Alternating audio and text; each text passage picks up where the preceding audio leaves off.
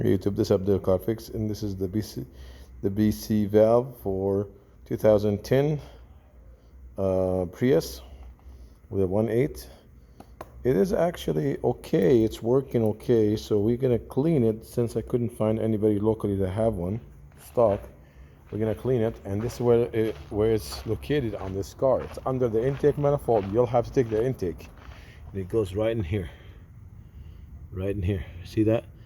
Intake, right under the intake, and there's the stoop that goes into it, and the other part goes into the intake. See that?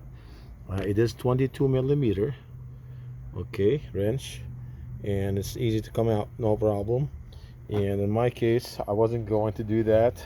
I'm not here to do this job. I was here to do the intake, but I thought I'm there already, so we might just go ahead and clean it.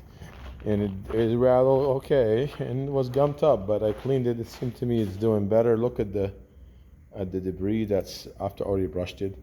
So I soaked it in brake cleaner, and then just gonna put it back. Okay, that's the easiest way, cheap way to do it, especially if you can't find new one. I would put new one, but nobody have one in stock, so I need to get this car out of here.